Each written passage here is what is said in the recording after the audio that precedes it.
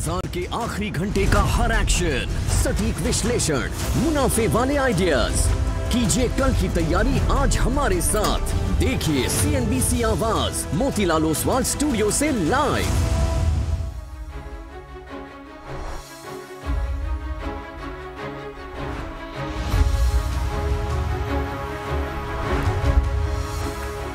नमस्कार, CNBC आवाज़ Motilal Oswal studio में आप सभी का स्वागत है। भारतीय मार्केट्स के लिए एक शानदार दिन और निफ्टी देखिए आप किसी भी वक्त हम वापस 26,000 को हिट करने वाले हैं और इनफैक्ट शायद हेडलाइन पढ़ते पढ़ते एक बार तो हिट कर चुके हैं वैसे ऑब्वियसली इंट्राडे में, लेकिन दोबारा शायद उसको हिट करें। बैंक निफ्टी भी देखिए एक बार आप 59,000 की दहलीज़ पर, और आज सुबह हम बात भी कर रहे थे कि 59,000 अब अगला टारगेट होगा हमारा। पहला टारगेट यहाँ पर 59,000 काफ़ी करीब गए, 58,996 तक गए। और मिड कैप स्मॉल कैप शानदार तेज़ी, और देखते हैं मोमेंटम कहाँ तक रहेगा। शो की शुरुआत करते हैं हेडलाइंस के साथ। बैंकिंग शेयरों में बुल्स का जोश हाई। बैंक निफ्टी ने पिछले 3 दिनों में दूसरी बार बनाया record high. ICICI bank, HDFC bank, axis bank ने भरा जोश। निफ्टी भी 75 पॉइंट चढ़कर 26,000 के पार। मिड कैप भी लाइफ टाइम हाई पर। भारत और अमेरिका के बीच ट्रेड डील की तरफ एक और कदम। सरकारी ऑयल कंपनियों ने 2026 के लिए अमेरिका से LPG इंपोर्ट का किया करार। सालाना इंपोर्ट का करीब 10% हिस्सा आएगा अमेरिका से।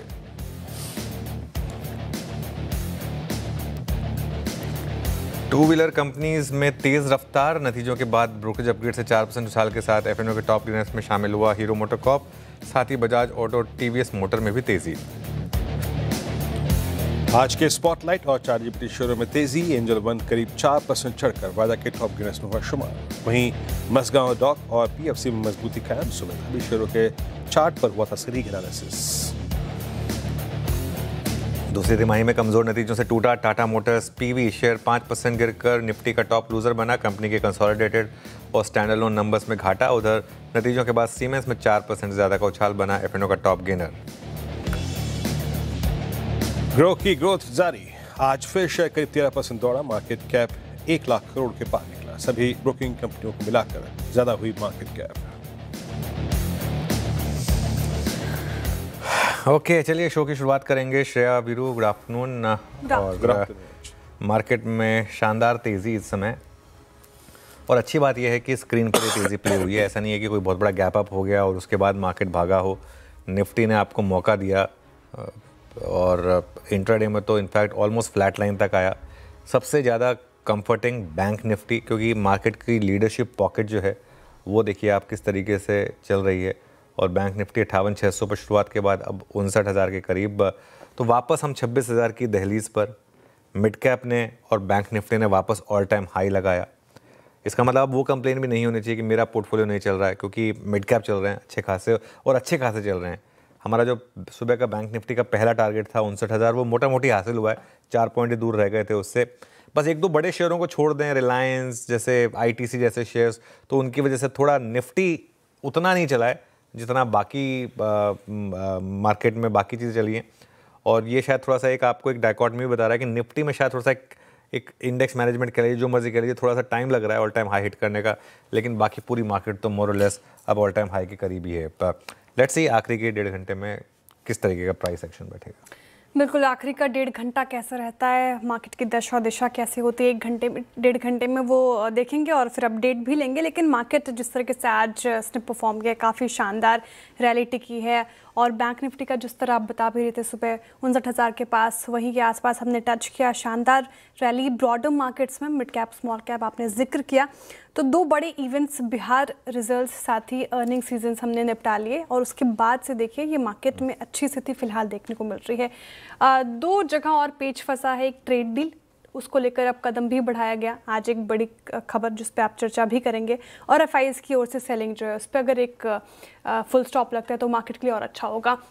तो ऐसे मूड माहौल में स्थिति कैसी लग रही है बाजार की? नेक्स्ट टारगेट क्या देख रहे हैं आप? क्या स्ट्रैटेजी अपनाएं? क्या लॉन्ग रहने की सलाह होगी? कौन से लेवल्स इंपॉर्टेंट? देखिए श्रेया, सबसे पहले तो मैं बात करूंगा आज के सबसे बड़े ट्रिगर की। और मार्केट की रैली आज इंट्राडे में वहीं से शुरू हुई थी। वो जो हरदीप सिंह पुरी ने ट्वीट डाला था उसके बाद से, वो जो एक्स पे उन्होंने पोस्ट डाला था, और वो जो भारत और अमेरिका के बीच में जो LPG का जो करार हुआ, आई थिंक उस चीज़ को समझने की ज़रूरत है। उसका सिग्निफिकेंस सिर्फ ये मतलब HPBP IOC के हिसाब से नहीं है।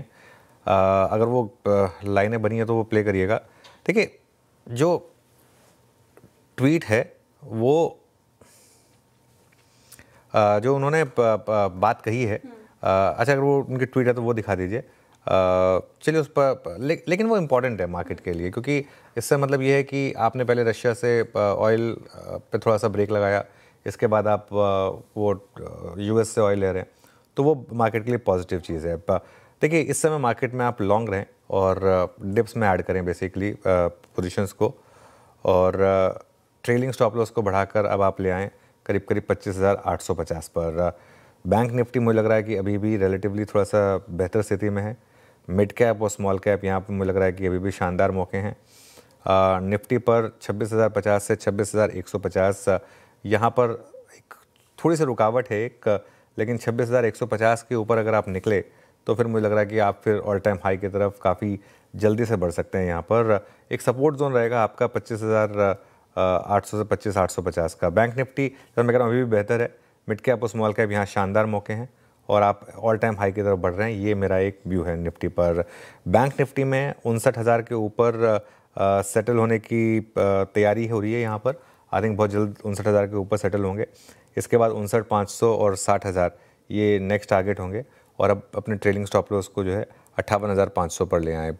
अब इसका ट्रिगर क्या होगा, तो आई थिंक वो जो आज जो डील हुई है भारत और अमेरिका के बीच में, जो हरदीप पुरी ने खुद अनाउंस की है कि हम 2026 के लिए अमेरिका से LPG इंपोर्ट करेंगे। अब LPG क्या है, बेसिकली जो हमारी सिलेंडर गैस है। अब ये सब जो होते हैं ना, ये वेरिएंट होते हैं ऑयल के। तो जो हम रशियन ऑयल एनर्जी होती है बेसिकली, ये रशियन एनर्जी जो हम खरीद रहे थे उससे कहीं ना कहीं हम थोड़ा सा शिफ्ट हुए हैं US की तरफ। और आई थिंक ये एक और साइन है क्लियरली कि हम उस ट्रेड डील की तरफ बढ़ रहे हैं। मेरे ख्याल से अब किसी भी दिन डोनाल्ड ट्रंप उठ के एक अनाउंसमेंट कर देंगे कि भारत ने काफ़ी कदम उठाए हैं इस चीज़ को लेकर, और अब हम जो हमने 25% एडिशनल टैरिफ लगाया था उनके ऊपर वो हटा रहे हैं।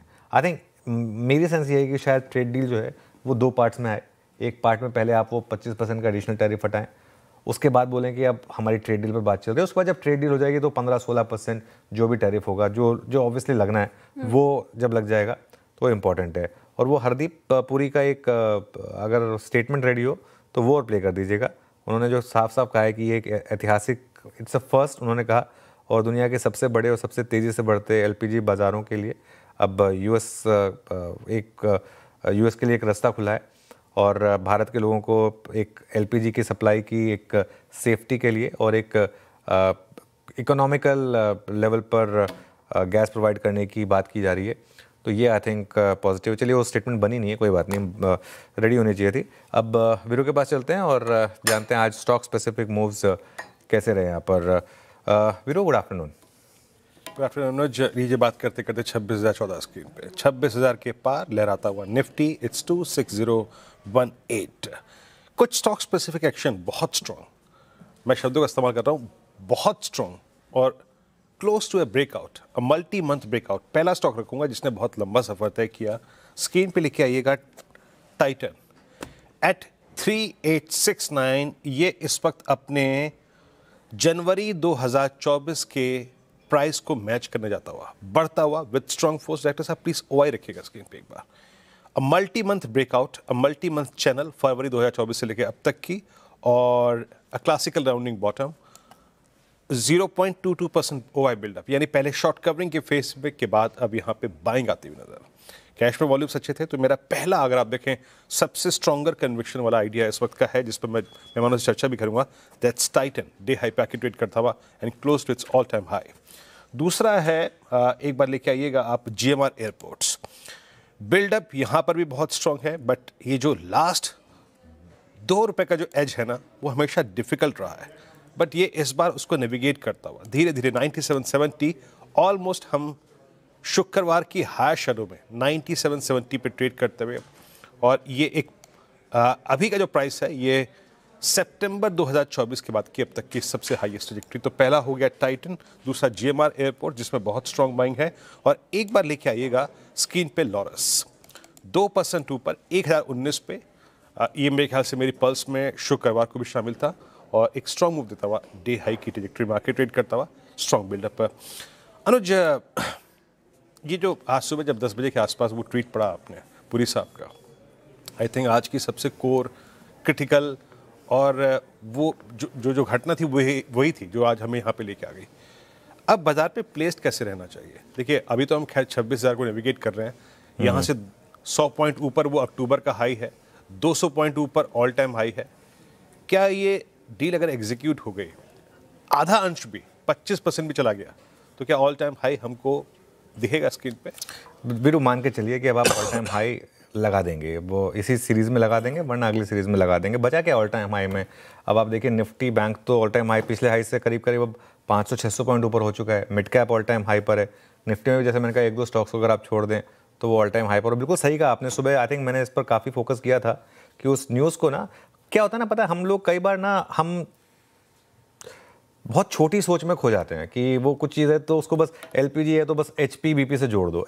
मतलब एक चीज़ समझिए आप, ऑयल मिनिस्टर अगर सामने से कुछ ट्वीट कर रहे हैं, कुछ किसी चीज़ को लेकर अगर वो बात कह रहे हैं तो कहीं ना कहीं वो कुछ बड़ा सोच रहे होंगे ना, वरना सिर्फ एक इतनी सी बात वो खुद ट्वीट नहीं करेंगे। क्योंकि ये अब हम जिस स्टेज पर हैं वहाँ पर सारा का सारा मामला 2-3 चीज़ों का फंसा हुआ है। आई थिंक वो ऑयल का मामला फंसा हुआ है, 1-2 आई थिंक एग्रीकल्चर प्रोडक्ट्स वगैरह जो है उनका मामला फंसा हुआ है। वरना अब तक तो ट्रेड डील हो ही जानी चाहिए और दोनों कंट्रीज़ नेगोशिएट भी कर रही हैं। तो आई थिंक इस वजह से उस स्टेटमेंट की जो इम्पॉर्टेंस है ना वो बहुत ज़्यादा थी और ये मुझे लग रहा है कि एक नेक्स्ट स्टेप है भारतीय मार्केट के लिए शायद ऑल टाइम हाई की तरफ बढ़ने का। अब मैं होप करूँगा कि हो जाए, नवंबर में हो जाए, नवंबर में ना हो तो दिसंबर में तो हो जाना चाहिए, ये मान के चलें आप। चलिए अब आगे बढ़ते हैं। श्रेया, कार्यक्रम में आगे बढ़ें फिर।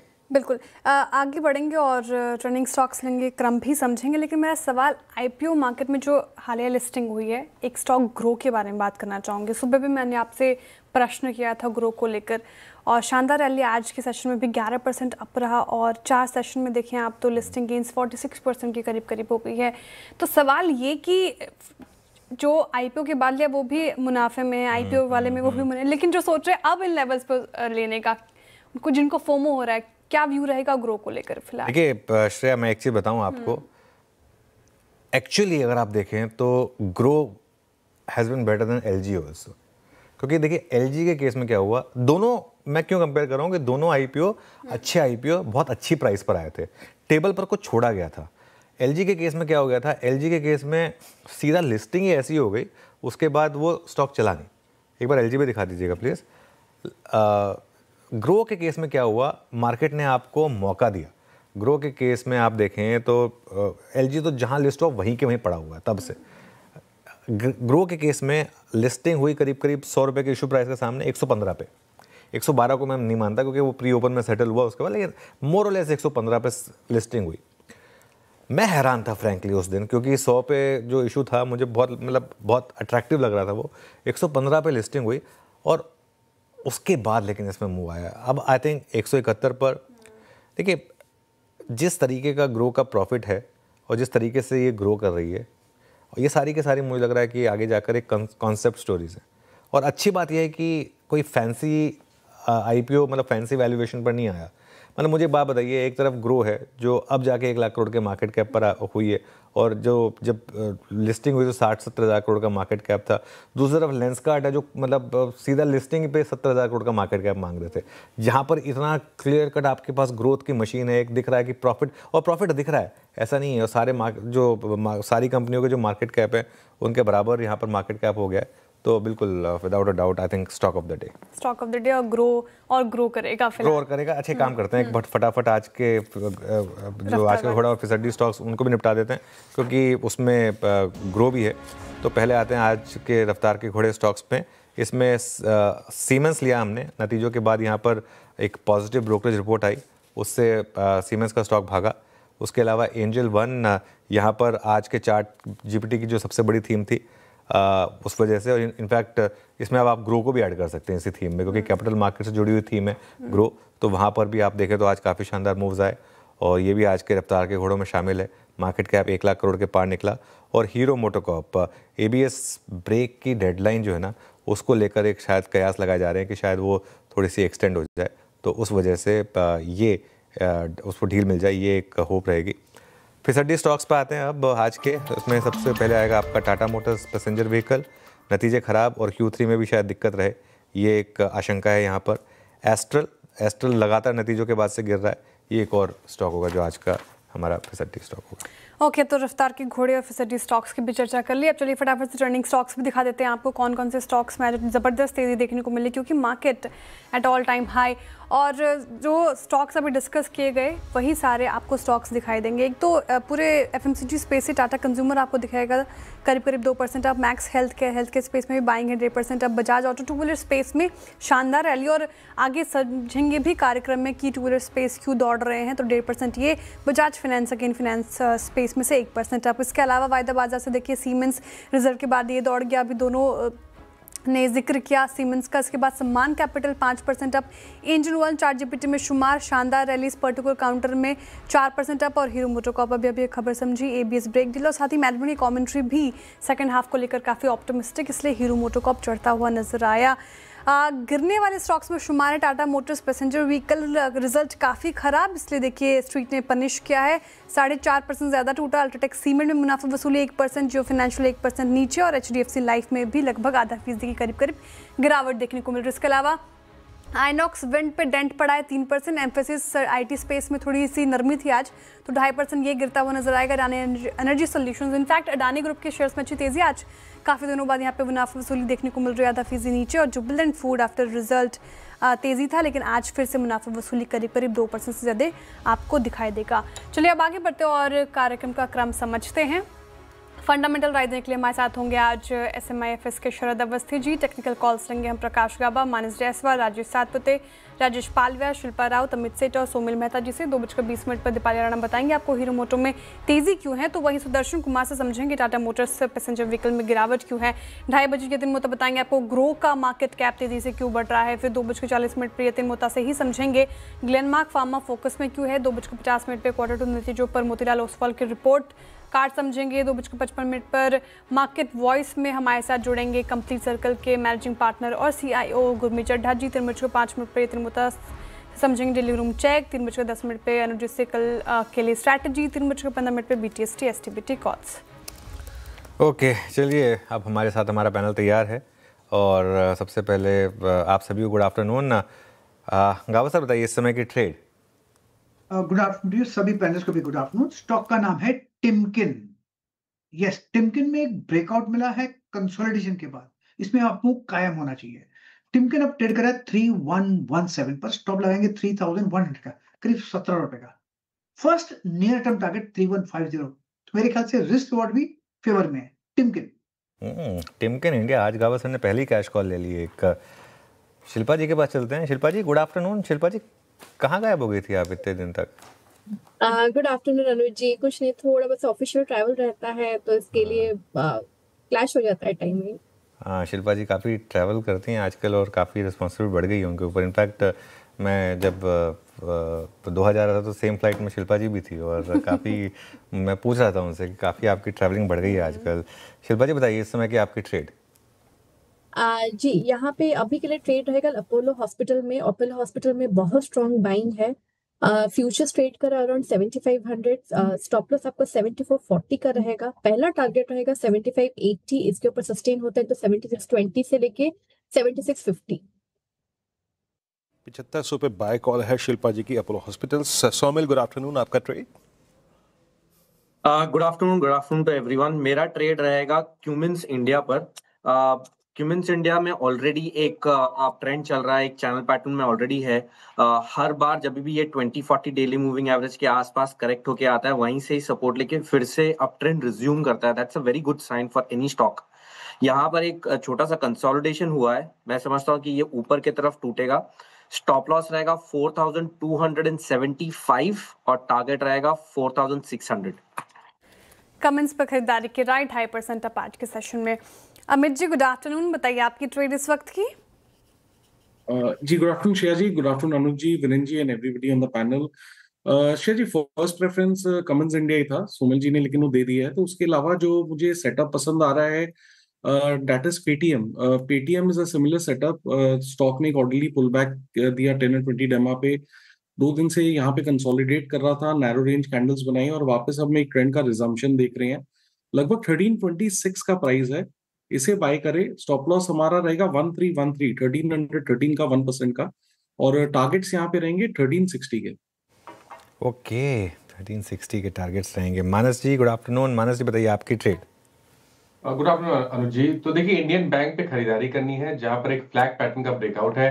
तो इंडियन बैंक में करंट लेवल्स पे खरीदारी करेंगे। 879 का आपको स्टॉप लॉस लगाना है और 910 910 रुपए के टारगेट सेट करने हैं। 890 वाला कॉल ऑप्शन ले सकते हैं। 15 रुपए पे ये ट्रेड हो रहा है। इसमें आपको 10 रुपए का स्टॉप लॉस लगाना है और 25 रुपए के टारगेट सेट करने हैं।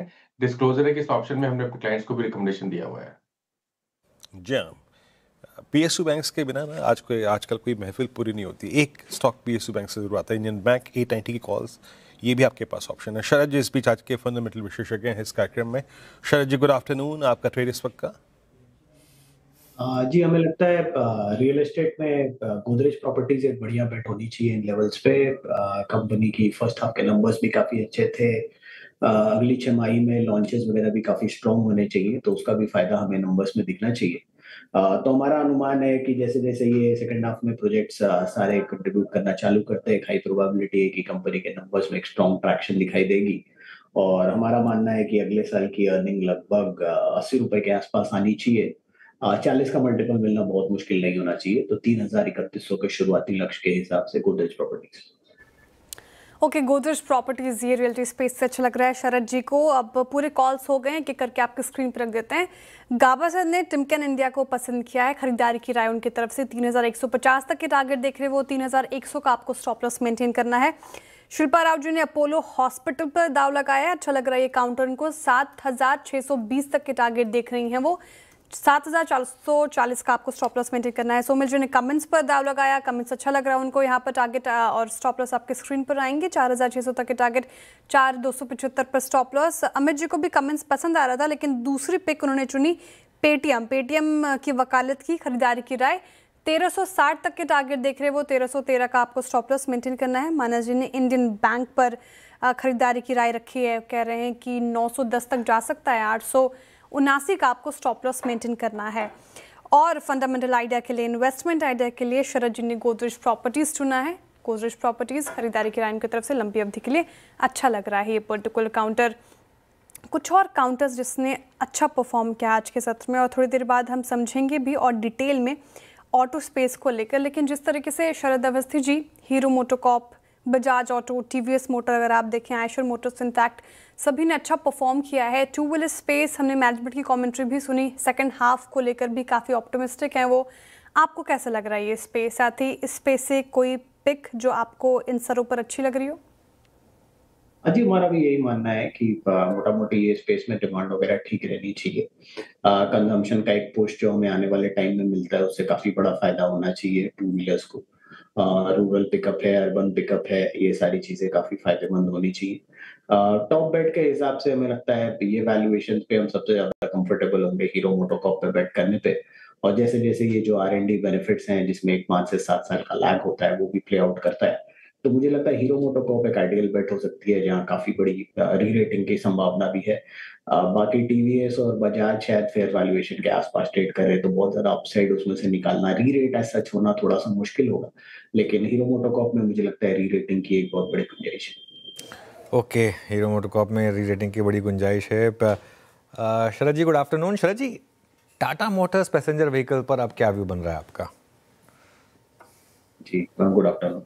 मेरा व्यू वही है जो पहले था। मुझे लगता है अभी भी लॉन्ग टर्म जो टारगेट्स हैं वो काफी ऊपर के आने चाहिए। इस क्वार्टर के नंबर्स में थोड़ी डिसअपॉइंटमेंट आई है, ऑब्वियसली JLR की वजह से भी। बट मुझे लगता है जैसे जैसे आने वाले समय में आगे चल के चीजें नॉर्मलाइज होती हैं, डोमेस्टिक साइड का बिजनेस काफी बढ़िया परफॉर्म कर रहा है और वहाँ पे ट्रैक्शन काफी स्ट्रांग है, चाहे नए लॉन्चेस हों, चाहे EVs हों, और वहाँ मार्केट शेयर पोजिशनिंग में भी कोई ऐसा प्रॉब्लम नहीं है। JLR के लेवल पे थोड़ी डिसअपॉइंटमेंट्स हुई है, जिस तरीके से जो अटैक वगैरह हुआ, साइबर अटैक, उसका भी एक इफेक्ट रहा।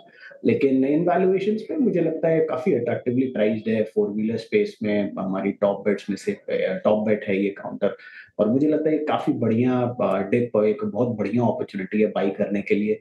कम से कम 550-600 तक के टारगेट की तो मैं उम्मीद कर रहा हूँ। थोड़ा टाइम लग सकता है क्योंकि थोड़ा सा JLR में भी जो चेंजेस हुए उसकी वजह से थोड़ा नर्वसनेस है, कुछ नया उन्होंने करने की कोशिश की। बहुत बार ऐसी चीजें किकबैक की तरह क्रिएट कर देती हैं, तो उनको वो नुकसान हुआ है। बट मुझे लगता है जब आप एक बड़ी ऑर्गेनाइजेशन है और आप कुछ नया करने की कोशिश करते हैं, वो भी बहुत कुछ आपके डीएनए के बारे में बताता है, क्योंकि लार्जर ऑर्गेनाइजेशन में कुछ नया करना बहुत मुश्किल होता है, ब्यूरोक्रेसी बहुत ज्यादा ओवरटेक कर लेती है। तो मैं पूरा क्रेडिट उनको देना चाहूंगा जिस तरीके से उन्होंने ये चेंजेस लाने की कोशिश की है, इतने बड़े ब्रांड को रिवैम्प करने की कोशिश की है। डोमेस्टिक साइड पे वो बहुत सक्सेसफुल रहे हैं ये करने में। बट मुझे लगता है इवन JLR में भी आपको आने वाले समय में यहाँ से लगातार इंप्रूवमेंट देखने मिलेगी। एक 3-6 महीने का हियाटस हो सकता है जहां आपको वो जो कैश फ्लो इंप्रूवमेंट वगैरह पहले हम एक्सपेक्ट कर रहे थे वो शायद थोड़ा सा डिले हो जाए। बट उसके बियॉन्ड मैं काफी बुलिश हूँ। मुझे लगता है ये आइडियल स्टोरी है इन लेवल्स पे एक्यूमुलेट करने के लिए 500 550 तक तो मिनिमम जाना ही चाहिए। उसके भी ऊपर के मेरे टारगेट्स हैं, बट 550 600 मुझे लगता है एक फेयर वैल्यू है स्टॉक के लिए। ओके, चलिए बात करते हैं आज के टॉप गेनर और टॉप लूज़र की। टॉप गेनर हीरो मोटोकॉर्प, जैसा मैं कह रहा था, समहाउ अभी भी हीरो को एक ये निफ्टी स्टॉक ही कंसिडर करता हूँ मैं, क्योंकि उसकी जो पेडिग्री उसी तरीके की है। और top loser Tata Motors passenger vehicle, एक 4% ऊपर, एक 4% नीचे। हमारे साथ दीपाली और सुदर्शन जुड़े हैं जानने के लिए कि ऐसे मूव्स क्यों आ रहे हैं दोनों स्टॉक्स में। पहले दीपाली के पास चलते हैं और जानते हैं आज का hero of the day hero MotoCorp क्यों भाग रहा है इतना। Deepali, good afternoon. Good afternoon. और एज एक्सपेक्टेड हीरो मोटो के नंबर्स तो स्ट्रॉन्ग रहे ही, लेकिन नंबर्स के बाद जो मैनेजमेंट की कमेंट्री आई वो भी काफ़ी स्ट्रॉन्ग थी और ब्रोकरेज की तरफ से अपग्रेड रहा, जिसके कारण एक शानदार तेजी स्टॉक में देखने को मिली है। इनफैक्ट अगर मैनेजमेंट की कॉन कॉल देखें तो उन्होंने कॉन्फिडेंस काफ़ी दिखाया है अपनी कमेंट्री में। क्लियरली कहा है कि वो डोमेस्टिक मार्केट्स हो या एक्सपोर्ट मार्केट्स हो, कंपनी इंडस्ट्री को आउट परफॉर्म करते हुए दिखाई देगी। इसके अलावा 8 से 10% की ग्रोथ प्रिडिक्ट उन्होंने की है डोमेस्टिक मार्केट में। इनफैक्ट जो लॉन्ग टर्म एबिटा गाइडेंस है उनकी, उसको भी उन्होंने रिटेन किया है, जो कि 14 से 16% की है। अब ब्रोकरेजेस का व्यू सुने तो मॉर्गन स्टैनले ने अपग्रेड किया है, ओवरवेट रेटिंग दी है और 6471 के टारगेट्स दिए हैं। मॉर्गन स्टैनले का भी क्लियरली यही कहना है कि इनका ओवरऑल जो मार्केट शेयर था टू व्हीलर सेगमेंट में वो अब बॉटम आउट हो चुका है। जो मार्केट शेयर गेन हो रहा है प्रीमियम बाइक सेगमेंट में, स्कूटर सेगमेंट में, ईवी सेगमेंट में, वो काफी पॉजिटिव है। रूरल मार्केट में जो डिमांड है वहां पर अपटिक देखने को मिले हैं। जीएसटी कट की बेनिफिट की वजह से एंट्री लेवल सेगमेंट में भी काफी अच्छा ट्रैक्शन देखने को मिल रहा है, जो कि सस्टेन होता हुआ दिखाई देगा। और वैल्यूएशंस अट्रैक्टिव है, ये भी मॉर्गन स्टैनले का मानना है। हालांकि एक फ्लैग ऑफ किया है मॉर्गन स्टैनले, जिसमें उन्होंने कहा है कि जो ABS नॉर्म्स हैं वो एक की रिस्क हो सकता है FY27 में।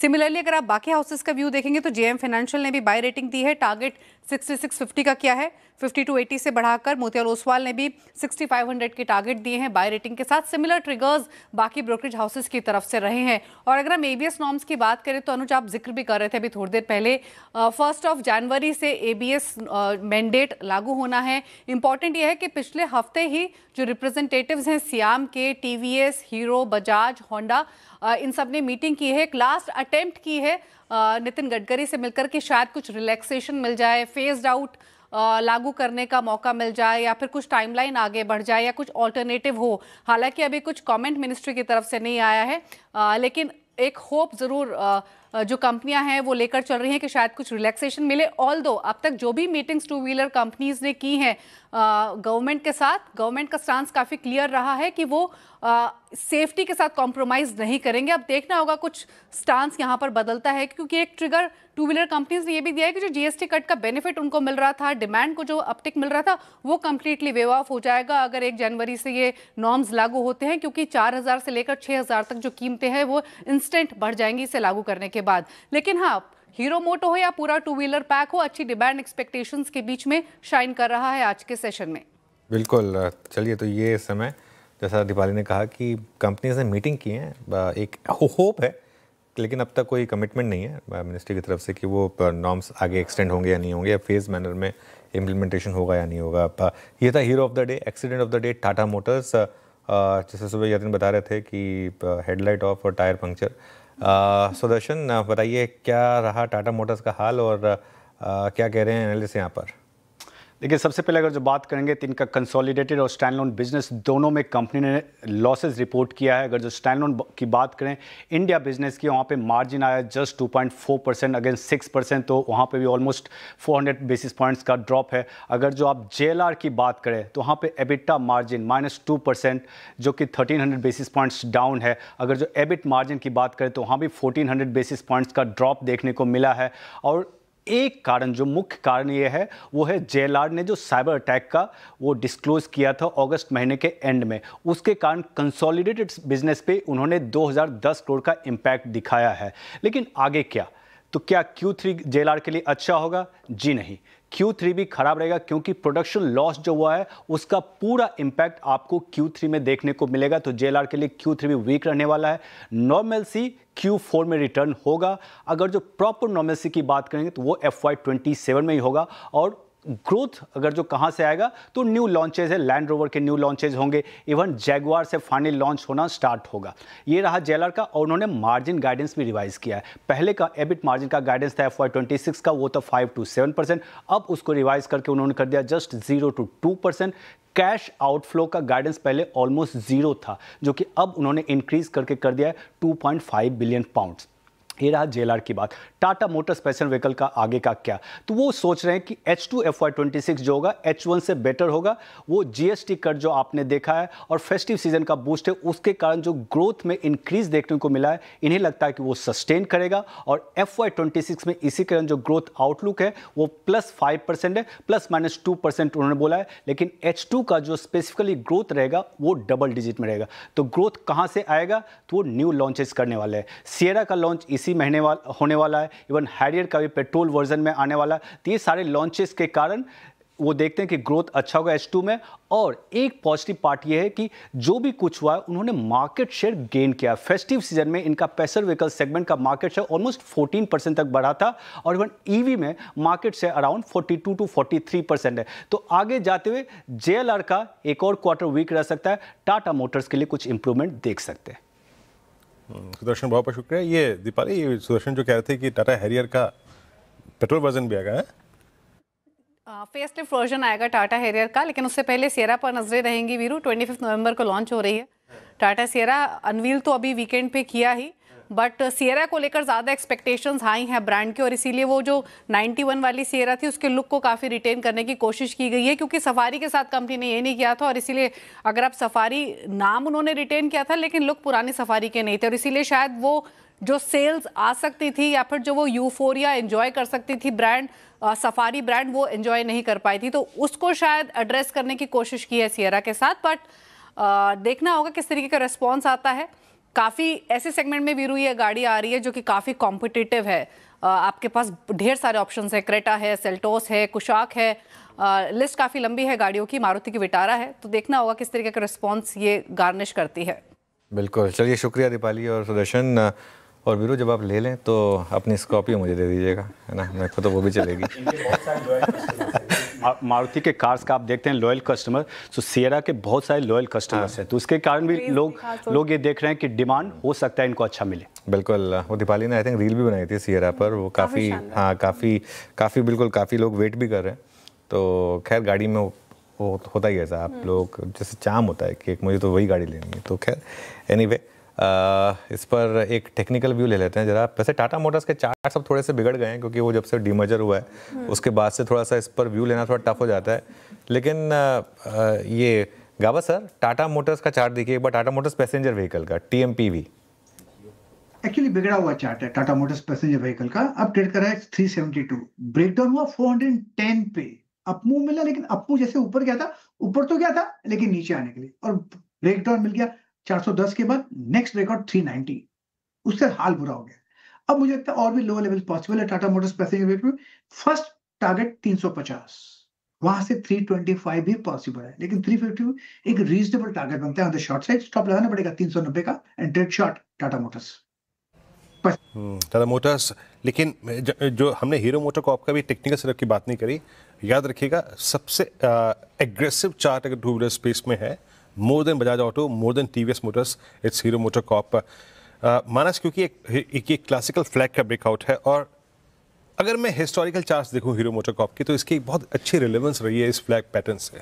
अभी अगर आप बताओ ट्रेडर किसी ऑप्शन या फिर फ्यूचर्स पे खेलना चाहें तो हीरो मोटोकॉर्प पे आपका प्रोजेक्शन क्या है? देखिए व्यू तो बहुत पॉजिटिव है, क्योंकि आज एक ब्रेकआउट मिला है जिसके टारगेट 6100 6100 रुपए तक के आसपास के आते हैं। डिस्क्लोजर है कि इस पे हमने अपने क्लाइंट्स को रिकमेंडेशन ऑलरेडी दिया हुआ है। अगर एक ट्रेड करंट लेवल्स पे भी लेना हो तो मेरे ख्याल से 5800 का कॉल ऑप्शन, 5800 वाला कॉल ऑप्शन हीरो मोटोकॉर्प का, जो कि 85 रुपीज पे ट्रेड हो रहा है, वहां पर एक पोजिशन ट्रेड लें। स्टॉप लॉस 40 रुपए के नीचे लगाएं। मेरा समझना है कि इस ऑप्शन में आपको 175 से 200 तक के भाव देखने को मिल सकते हैं। ओके, हीरो मोटोकॉर्प तो फिलहाल ये टेक्निकल चेक इस पर। ऑटो स्पेस को लेकर हमने अच्छी तरीके से डिटेल में चर्चा कर ली, कुछ काउंटर्स के चार्ट चेक भी लिए। अब कुछ और काउंटर्स जिसने आज के सत्र में अच्छा परफॉर्म किया, एक बार सम्मान कैपिटल रखेगा स्क्रीन पे 4.5% से ज़्यादा की तेज़ी के साथ अब वायदा के टॉप गेनर्स में शुमार। और बीच में जो ब्लॉक डील को लेकर एक बार डेंट पड़ा था, उसके बाद से यहाँ पर एक रिकवरी आती हुई। मानस जी, सम्मान कैपिटल को लेकर हमने काफ़ी चर्चा की है आपके साथ। 183 के लेवल पर ये स्टॉक कैसा लग रहा है फिलहाल, और जिस तरीके से आज रैली आई, कैसे चेज किया जाए 1-2 दिन के लिए, आपको कैसा लग रहा है सम्मान कैपिटल? तो देखिए स्टॉक ने एक शॉर्ट टर्म बॉटम बनाया है, क्योंकि अगर आप देखें तो स्टॉक करेक्ट हुआ था 175 के आसपास, 3 या 4 बार सपोर्ट लिया। आज रिकवरी में वापस 10-22 मूविंग एवरेज को रिगेन किया, बेहतर वॉल्यूम देखने को मिले हैं, तो शॉर्ट टर्म बॉटम तो बना है। अब अगर एक ट्रेड लेना हो तो पोजिशनल ट्रेड होगा। 175 के स्टॉप लॉस से खरीदारी करेंगे, और अब खरीदारी करेंगे इस उम्मीद में कि जो रीसेंट हाई है उसको स्टॉक ब्रेक करके 210 रुपए की तरफ जाने की कोशिश करेगा।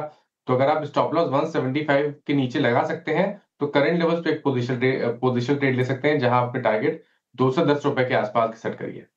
ओके, 210 तक के टारगेट, और यहाँ पर फिलहाल ये व्यू सम्मान कैपिटल को लेकर आता हुआ। चलिए अब वक्त हो रहा है इस वक्त का टॉप कैश कॉल का। कैश कॉल के लिए गाबर सर, अमित जी और सोमिल जी से हम कैश कॉल लेंगे। बताइए सोमिल जी, कैश कॉल के लिए कौन सा स्टॉक चुना आपने?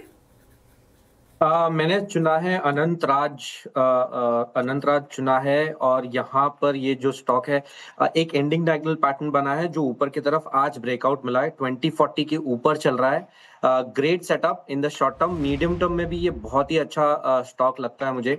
800 के ऊपर के मीडियम टर्म के टारगेट्स है, लेकिन in the very short term stop loss रखेंगे 610 और ऊपर में टारगेट होगा 690 का। ओके अनंतराज, चलिए ये हो गई एक पहली कैश ट्रेड। अमित जी, आपने क्या पिक किया? जी अनुज जी, मैं असाही इंडिया ग्लास के साथ जाऊंगा। एक स्ट्रांगली अप ट्रेंडिंग काउंटर है, कंटिन्यूअसली यहाँ पे जो पुल बैक्स आ रहे हैं काफी दिनों से, that is being bought into. 2-3 दिनों का यहाँ पे हॉल्ट था जस्ट अबाउट 10 डमा के आसपास, और वापस एक हम 52 वीक हाई का यहाँ पे ट्रेंड का रिजम्पशन देख रहे हैं। 992 का प्राइस है, बाय करें। स्टॉप लॉस रहेगा 970 का, और इनिशियल टारगेट्स हमारे रहेंगे 1040 के। ओके, ऐसा ही इंडिया ग्लासेस आपकी बाय कॉल है। प्रकाश सर, आपका ट्रेड क्या रहेगा कैश में? Good afternoon to you Veeru. Stock का नाम है इक्विटास बैंक, इस पर ध्यान है मेरा। बहुत ही बढ़िया ब्रेकआउट मिला है, आज ट्रेड करा है 64 के अंडर। स्टॉप लगाना चाहिए 61 का, करीब 3 रुपए का। मेरे ख्याल से इसका टारगेट होना चाहिए 70। बाय एंड होल्ड है, 1-2 दिन लग सकते हैं उसके लिए। Equitas bank. Equitas bank. चलिए अब बात करते हैं आज के सबसे बड़े हीरो की। जी हाँ, ग्रो। एक बार ग्रो वापस लेकर आइए। 1 लाख करोड़ का मार्केट कैप क्रॉस किया ग्रो ने, और कितनी तेज़ी से ये भागा है। और यतिन के पास चलते हैं कुछ और डिटेल्स के लिए। Yatin, good afternoon. Good afternoon. और जिस तरीके से ग्रो ने आज 1 लाख करोड़ का मार्केट कैप क्रॉस किया है, कहीं ना कहीं एक रिकॉर्ड है। इनफैक्ट यही एक प्योर ब्रोकरेज स्टॉक है जो 1 लाख करोड़ के मार्केट कैप के ऊपर सबसे पहले ट्रेड करता हुआ नज़र पड़ रहा है। और जब से ही आईपीओ की लिस्टिंग हुई है 114 रुपये के आसपास, 100 रुपये का इशू प्राइस, और वहाँ से देखिए 170 तक के लेवल्स आपको कुछ ही दिनों में देखने को मिले। तो जिन्होंने आईपीओ में दांव लगाया वहाँ 70% गेन, और आज 1 लाख करोड़ के पार। और अगर हम इंडस्ट्री की बात करें, जो लिस्टेड फर्म्स हैं उनको सबको मिला भी लें तो 1 लाख करोड़ का मार्केट कैप नहीं होता है। इनफैक्ट अगर हम प्योर प्ले ब्रोकरेजेस की बात करें तो 1000, 1500, 2000, 15,000, 20,000 तक के मार्केट कैप देखने को मिलते हैं। नोआमा, एंजल वन जो एक नियरेस्ट पेयर है, इसकी 25,000 करोड़ की मार्केट कैप है। शेयर इंडिया हो या जियोजित फाइनेंशियल, 5 पैसा कैपिटल, सभी के मार्केट कैप अगर आप मिला लें तो भी ग्रो को मैच नहीं कर पाएंगे। तो कहीं ना कहीं शानदार लिस्टिंग ग्रो के लिए। इनफैक्ट कुछ समय पहले ही मुझे कोई बता रहा था कि ग्रो का मार्केट कैप बिल्कुल ही बीएससी के मार्केट कैपिटलाइजेशन के नज़दीक आ गया। तो एक तरफ है ब्रोकरेज और एक तरफ है एक्सचेंज, दोनों का लगभग बराबर मार्केट कैप होता हुआ नजर पड़ रहा है। बिल्कुल, और शानदार रैली ग्रो में। शुक्रिया यतिन जी जानकारी के लिए। ग्रो करीब 11-12% आपके आज के सेशन में नजर आएगा। लगातार 4 सेशंस लिस्टिंग के बाद तेजी देखने को मिल रही है। राजेश पालवे जी हमारे साथ जुड़ रहे हैं इस कार्यक्रम में। राजेश पालवे जी, गुड आफ्टरनून। बताइए इस वक्त का ट्रेड क्या होगा आपका? Good afternoon Shreya ji, good afternoon everyone. सो यहाँ पे फेडरल बैंक पे बाय करने की सलाह है। एक कंटिन्यूटी बनी हुई है अप ट्रेंड की, और एक ब्रीफ कंसोलिडेशन के बाद यहाँ पे वापस से बाइंग इंटरेस्ट लौटते हुए दिख रहा है। हमें लगता है स्टॉक वापस अपने ऑल टाइम हाई ट्रेजेक्टरी की तरफ बढ़ते हुए दिखेगा। 245 से लेके 248 के टारगेट एक्सपेक्ट कर रहे हैं। On the down side stop loss जो रखना होगा करीब होगा 235 के आसपास। चलिए, एक न्यूज़ स्क्रीन पर आपके जो टोटल एक्सपेंस रेशियो को लेकर जो सेबी का कंसल्टेशन पेपर था, उस पर एमपी को सुझाव देगा सेबी को, और एक सेंस यहाँ पर बन रही है कि शायद वो जो सजेस्ट किए गए हैं वो ना इम्प्लीमेंट हो। अगर ये होगा तो ये बड़ा पॉजिटिव होगा, खासतौर से एएमसी स्टॉक्स के लिए, HDFC AMC, निपॉन, इन सब के लिए। और एक इंटरेस्टिंग होगा। कुछ देर में इसमें डिटेल में डिस्कशन करेंगे इसके ऊपर, जब यश आएंगे तो ये उनकी स्टोरी है तो कुछ ही देर में। लेकिन अभी के लिए जो इन्फॉर्मेशन हमें मिल रही है वो ये है कि शायद इस पर एक एमपी के सजेशंस हो और उस पर एक पुनर्विचार हो, और शायद वो उतना स्टीप ना हो जितना कि पहले मार्केट को डर लग रहा था। अगर ऐसा हुआ तो बड़ा पॉजिटिव होगा। लेकिन खैर, वैसे ही आज कैपिटल मार्केट थीम अच्छा कर रही है यहाँ पर। चलिए एक काम करते हैं, एक और स्टॉक जो आज फोकस में है, ग्लेनमार्क, इसकी बात कर लेते हैं। ग्लेनमार्क में आज बहुत इंटरेस्टिंग हुआ। सुबह एक बार के लिए देखें ना तो आपको लगा होगा कि अरे वाह क्या शानदार नंबर है, सेल्स, प्रॉफिट, सब में मैसिव ग्रोथ। लेकिन जब उसको अच्छे से खंगाला तो कहीं ना कहीं एक, जैसे कहते हैं ना कि bad taste in the mouth, वो वाली बात हुई कि ऐसा क्या हुआ ग्लेनमार्क में। जो डिफरेंस था रिपोर्टेड नंबर्स में और एक्चुअल ऑपरेशनल नंबर्स में, वो समझते हैं एक बार यतिन से वापस। यतिन बताइए।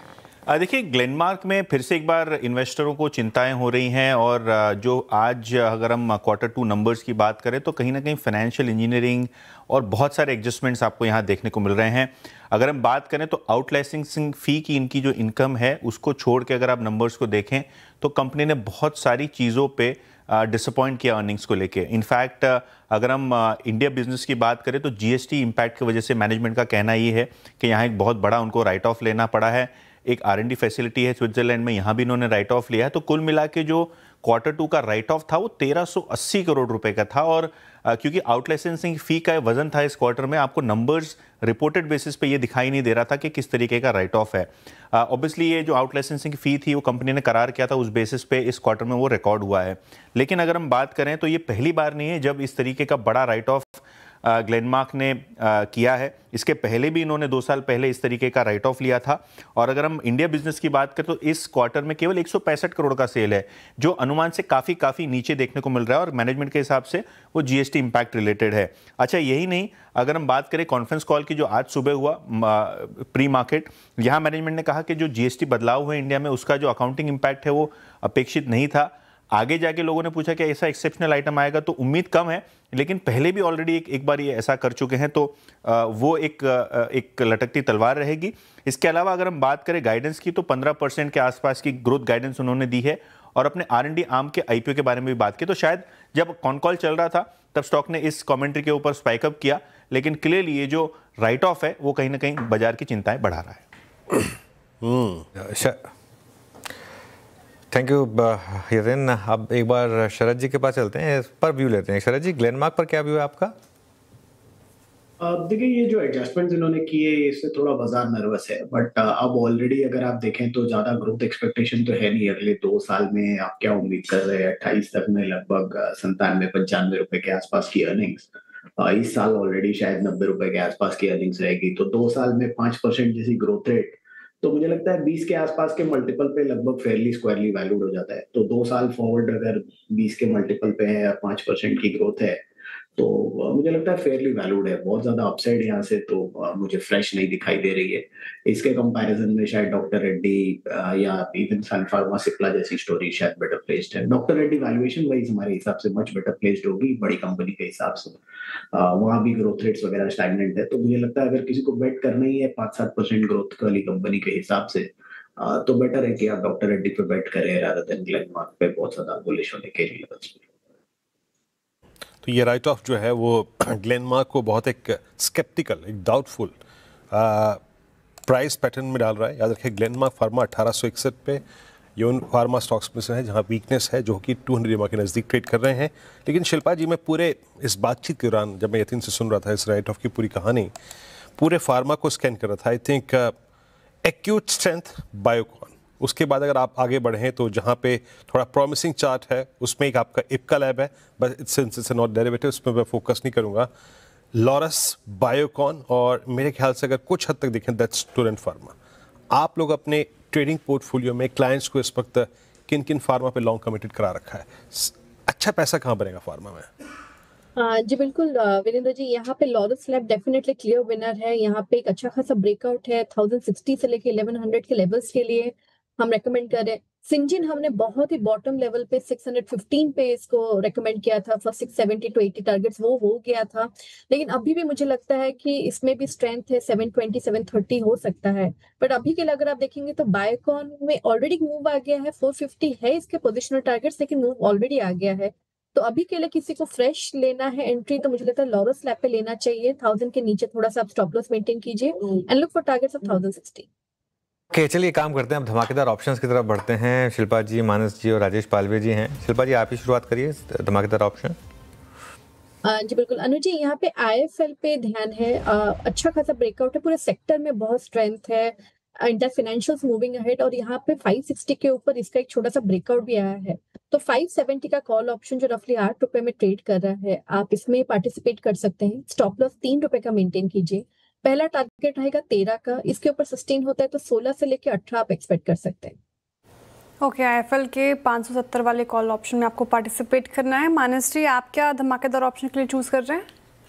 तो देखिए, धमाकेदार ऑप्शन के लिए सीमेंस के 3200 वाले कॉल ऑप्शन में खरीदारी करनी है। सीमेंस के चार्ट्स पे एक क्लियर कट ब्रेकआउट देखने को मिला है, तो 200 मूविंग एवरेज के ऊपर स्टॉक निकला है, तो इसका ऑप्शन खरीदेंगे 3200 वाला, जो कि 80 रुपए के आसपास ट्रेड हो रहा है।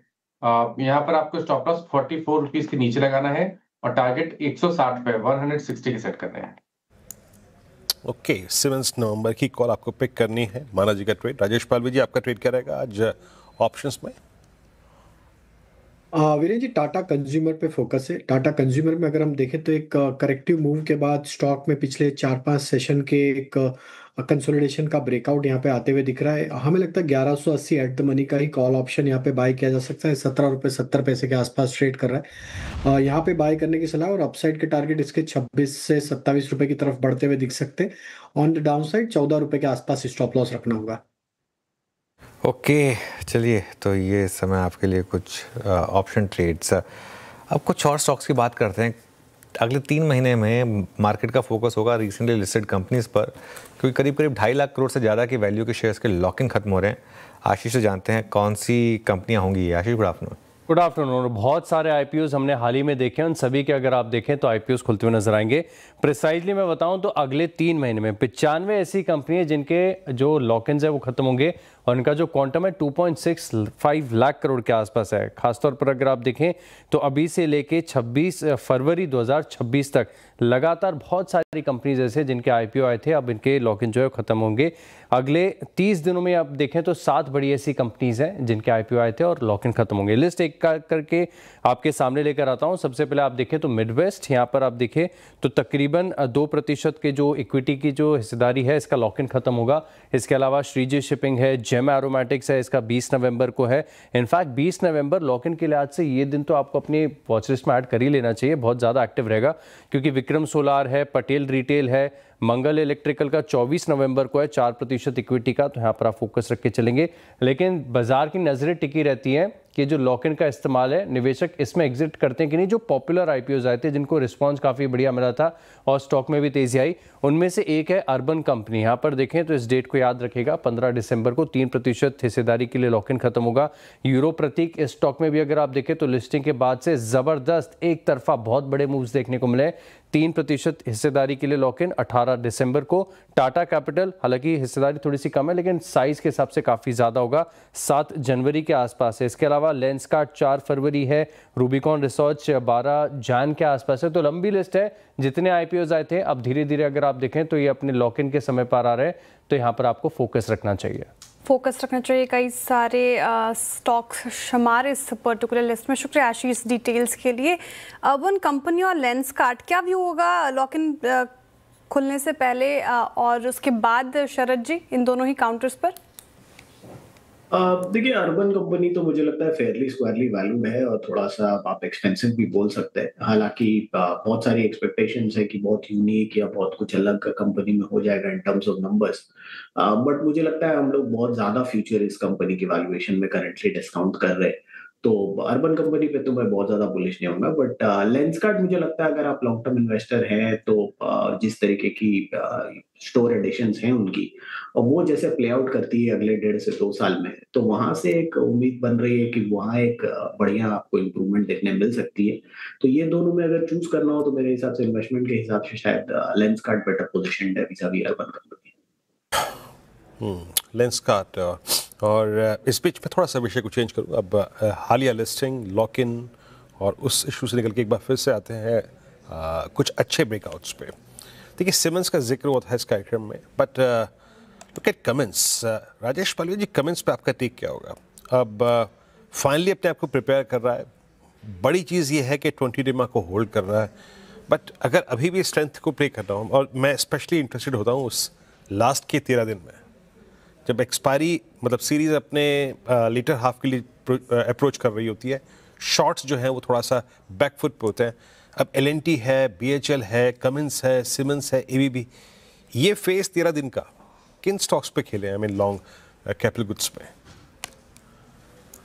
तो बिल्कुल देखिए, कमिंस में भी अगर हम देखें तो ओवरऑल तो स्टॉक में एक स्ट्रेंथ है, जरूर एक थोड़ा करेक्टिव मूव देखने को मिला था, बट ऑलमोस्ट अगर हम देखें तो 20 डे मूविंग एवरेज के आसपास से स्टॉक ने एक सपोर्ट लेके पुल बैक यहाँ पे वापस बनाते हुए दिख रहा है।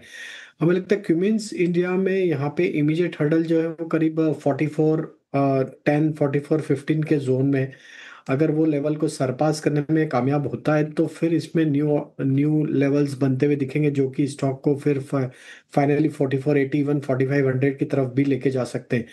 तो ट्रेड यहाँ पे ओपन रखना है लॉन्ग साइड का, जिसके पास बने रहे 4340 के आसपास के स्टॉप लॉस को फॉलो करना होगा। जब तक ये इसके ऊपर बना हुआ, हमें लगता है there is a high possibility कि स्टॉक हायर साइड पे ब्रेकआउट करता हुआ मिले। ऑलराइट, चलिए अब 4 का चौका का सीक्वेंस बताते हैं आपको। शिल्पा जी से लेंगे सस्ता ऑप्शन ट्रेड, फिर चलेंगे राजेश पालवी जी के पास एफएनओ सुपरस्टार के लिए, फिर सौमिल मेहता जी के पास चार्ट का चमत्कार ट्रेड, और शरद अवस्थी जी के पास मिड कैप फंडा के लिए। शिल्पा जी बताइए आपका सस्ता option.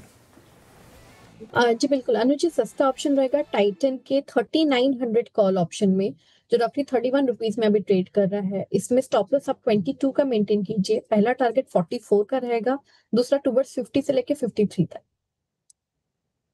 Titan 68 all time high की तरफ प्रोसीड करता हूँ। 3900 की कॉल आपको 31 में लेनी है। राजेश पालवी जी, आपका ट्रेड आज का F&O superstar.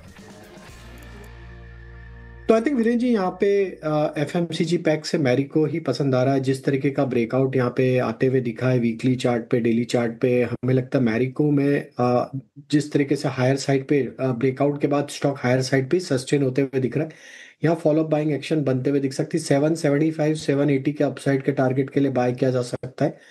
On the down side 750 के आसपास के स्टॉप लॉस रखने होंगे। ओके, मैरिको के फ्यूचर्स में खरीदारी की राय और एफएमसीजी स्पेस से ये पर्टिकुलर काउंटर पसंद है पालवा जी को। सोमिल मेहता जी, चार्ट का चमत्कार के लिए कौन सा स्टॉक? मेरा स्टॉक होगा फेडरल बैंक। फेडरल बैंक कुछ समय से थोड़ा सा कंसोलिडेट कर रहा है अबव 10 डेली मूविंग एवरेज पर, और वहीं पे ही कंसोलिडेशन एक फ्लैग बना है। मुझे लगता है ये ऊपर की तरफ टूटेगा। स्टॉप लॉस रहेगा 232 पर और टारगेट रहेगा 250 पर। ओके, चलिए आगे बढ़ते हैं। अब टोटल एक्सपेंस रेशियो यानी टीआर पर एमपी। ओके, सॉरी, शरद जी की ट्रेड रह गई। सॉरी शरद जी, सॉरी, माफ़ कीजिएगा। आपका मिड कैप फंडा स्टॉक। जी, हमारा मिड कैप फंडा होगा फ्लेयर राइटिंग प्रोडक्ट्स। कंपनी 10% हिस्सेदारी रखती है, मार्केट शेयर रखती है राइटिंग प्रोडक्ट्स में। कंपनी प्रीमियमाइजेशन पे फोकस कर रही है, प्रोडक्ट बास्केट भी एक्सपैंड कर रही है फास्टर ग्रोइंग प्रोडक्ट्स में, तो जिसका फायदा आने वाले समय में मिलना चाहिए। और हमारा ये मानना है कि जो कंपनी कैपेक्स भी कर रही है वलसाड और सूरत में लगभग 800-900 मिलियन का, उसका भी फायदा आने वाले समय में नंबर्स में मिलना चाहिए। करंट कैपेसिटी यूटिलाइजेशन 40-50% है, तो वहां से भी एक स्कोप है इम्प्रूवमेंट का। तो हमारा मानना है कि अगले साल के नंबर्स काफी बेटर होने चाहिए। 30 रुपए के आसपास की अर्निंग्स कंपनी डिक्लेयर करेगी, 16-17 का मल्टीपल मिलना बहुत मुश्किल नहीं होना चाहिए। तो 480 के शुरुआती लक्ष्य के हिसाब से फ्लेयर राइटिंग प्रोडक्ट्स। डिस्क्लेमर ये कि आज सुबह हमने अपने क्लाइंट्स को भी ये स्टॉक रिकमेंड किया। ये फ्लेयर राइटिंग ये हो गई अपेक्षा जी की, थोड़ा सा लो वॉल्यूम स्टॉक है, लेकिन इस पर एक पॉजिटिव व्यू आता हुआ। चलिए आगे बढ़ते हैं। जैसा हम कह रहे थे कि वो टीआर पर एक इम्पॉर्टेंट स्टोरी है, एमफी सेबी को सुझाव देगा और शायद वो जो फाइनल नॉर्म्स हों उसमें शायद कुछ डील बढ़ती जाए। यश के बाद चलते हैं। यश, गुड आफ्टरनून, बताइए पूरी स्टोरी। Good afternoon. तो जैसा हमने देखा था कि पिछले महीने सेबी ने एक कंसल्टेशन पेपर रिलीज़ किया था जिसके द्वारा इंडस्ट्री से फीडबैक मांगे गए थे, और वो कंसल्टेशन पेपर में ये प्रपोज किया था कि टोटल एक्सपेंसेस रेशियो, मतलब म्यूचुअल फंड्स कितना खर्च सकते हैं अपनी स्कीम्स बेचने के लिए, उसमें कमी करने का प्रपोजल सेबी के द्वारा आया था। आज उस पर सजेशन सबमिट करने की आखिरी तारीख है, और जो म्यूचुअल फंड इंडस्ट्री की बॉडी है एम्फी, यानी कि association of mutual funds in India, वो अपने सुझाव इस कंसल्टेशन पेपर पे आज सबमिट करती हुई दिखेगी। हमें 3 इम्पॉर्टेंट सजेशन जो एम्फी सजेस्ट कर सकता है वो अपने सूत्रों से पता चले। सबसे पहला ये, एम्फी का मानना है कि जो सबसे छोटा या नए और एंट्री लेवल फंड और बड़े म्यूचुअल फंड में टीईआर का जो फर्क रखा गया है प्रपोजल में, वो है 120 बेसिस पॉइंट्स, यानी कि 1.2%।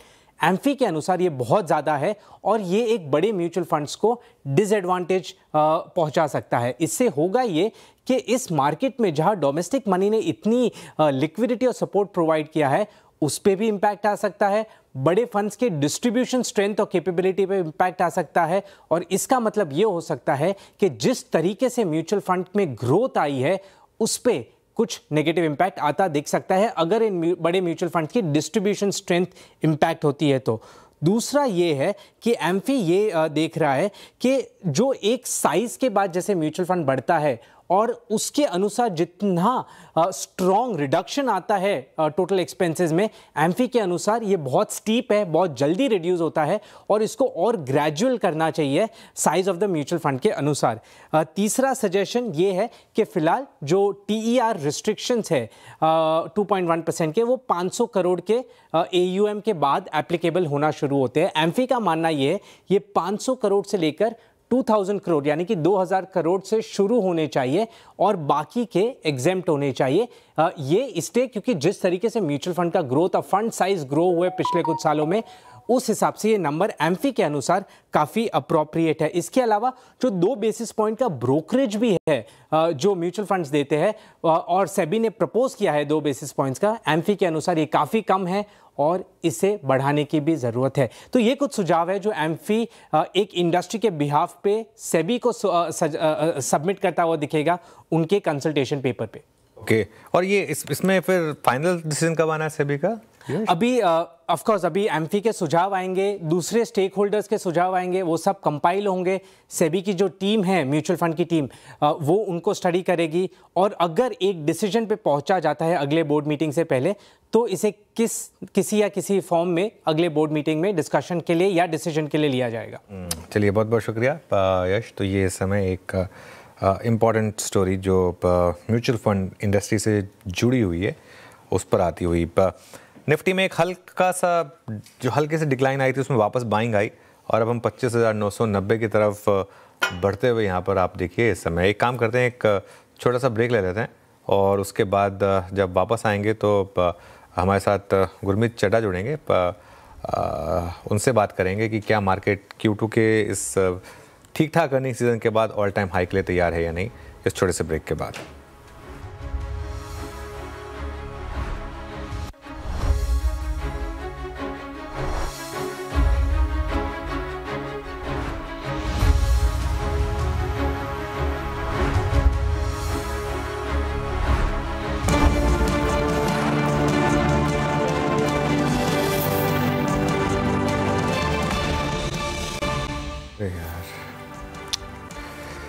Welcome back. चलिए निफ्टी अब 25,990 पर इस समय और अच्छे मोमेंटम में। क्लियरली सीमेंस अभी भी इस समय 5% के करीब ऊपर आपको ट्रेड करता हुआ दिखाई देगा। एक बार सीमेंस का चार्ट लेकर आइए, ये देखिए करीब करीब 5% की तेज़ी, क्लियरली आज का स्टार ऑफ द डे। चलिए अब एक काम करते हैं, जैसे हमने कहा दूसरी तिमाही में अर्निंग सीजन का एंड हुआ, नंबर्स ठीक ठाक रहे, लेकिन मोतीलाल ओसवाल की एक डिटेल रिपोर्ट आई, एक बार उसको स्टडी करते हैं, उसके बाद हमारे अगले गेस्ट जुड़ेंगे हमारे साथ। श्रेय के पास चलते हैं। श्रेय बताइए।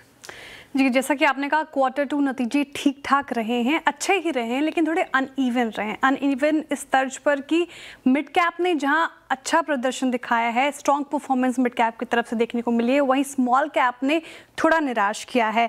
निफ्टी की बात करें तो निफ्टी का पैट करीब करीब 2% साल दर साल बढ़ा, जो कि लगातार छठा क्वार्टर देखें आप जहां पे ग्रोथ सिंगल डिजिट रही है। लेकिन मिड कैप ने अच्छा प्रदर्शन दिखाया, स्मॉल कैप थोड़ा पिछड़ा। और अर्निंग्स का बड़ा हिस्सा अगर आप देखें तो किन सेक्टर से आया, एक बड़ा सवाल इनमें शुमार है ओएमसीज, मेटल्स, टेलीकॉम, टेक्नोलॉजी और एनबीएफसीज लेंडिंग स्पेस से। ये बड़ा हिस्सा आपके Q2 के जो हीरो सेक्टर रहे हैं वो आपके स्क्रीन पर इस वक्त। और अगर आप बात करें तो ओएमसीज का जो मुनाफा है साल दर साल करीब करीब 9% बढ़ा है। मेटल्स की पैट अगर आप देखें तो 25%, टेलीकॉम घाटे से मुनाफे में स्पेस आई है, टेक्नोलॉजी में 8% की ग्रोथ और लेंडिंग एनबीएफसीज में देखें तो 13% की ग्रोथ देखने को मिली है। इन 5 सेक्टर का जो कंट्रीब्यूटर अगर आप देखें अर्निंग्स में 90% रहा है, तो ये हीरो सेक्टर्स रहे हैं।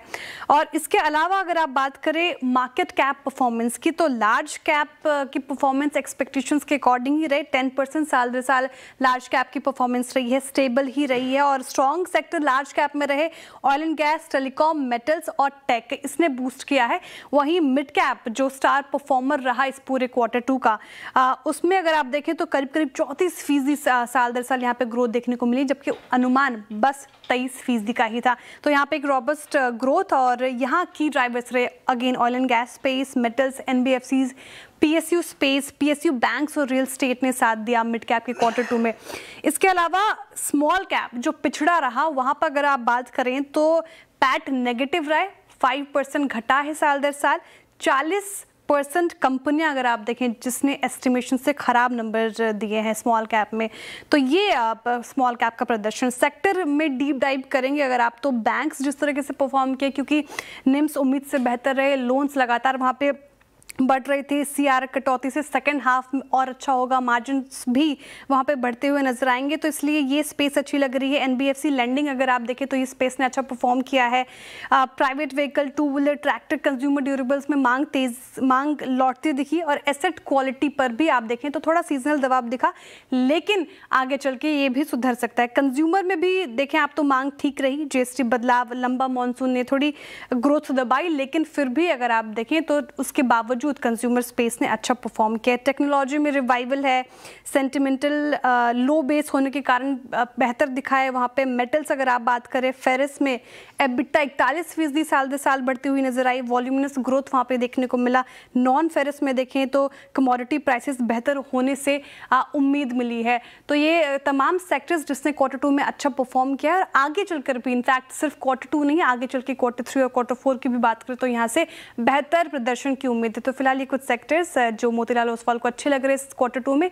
तो कुल मिलाकर निष्कर्ष निकालो तो नतीजे ठीक ठाक रहे हैं Q2 के, लेकिन मिड कैप्स ने अच्छा प्रदर्शन दिखाया है। मिड कैप ने अच्छा प्रदर्शन दिखाया। चलिए इस डिस्कशन को आगे बढ़ाते हैं। हमारे साथ कंप्लीट सर्कल के मैनेजिंग पार्टनर और CIO गुरमीत चड्ढा जुड़े हैं, उनसे बात करेंगे। Gurmeet ji, good afternoon.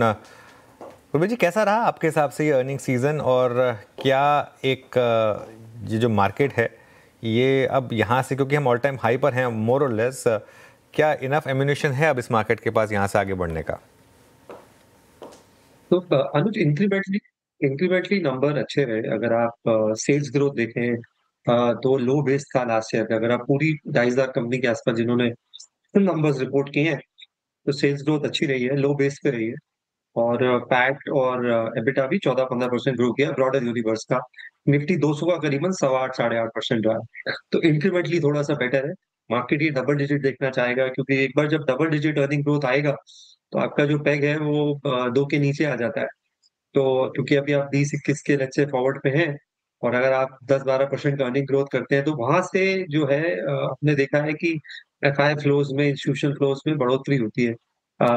Second, ये जो एलपीजी का डेवलपमेंट है, 10% जो भारत एलपीजी इंपोर्ट करेगा यूएस से, हम करीबन 65% एलपीजी इंपोर्ट करते हैं। ये मेरे हिसाब से बड़ा डेवलपमेंट है, शायद एक प्रीकर्सर है ट्रेड डील का। इससे पहले डिफेंस पैक्ट हुआ था, तो हम होप करेंगे कि ये कुछ दिनों में या हफ्तों में यूएस के साथ ट्रेड डील हो, क्योंकि ये एक ओवरहैंग है और ये वाला क्वार्टर बेहतर रहेगा।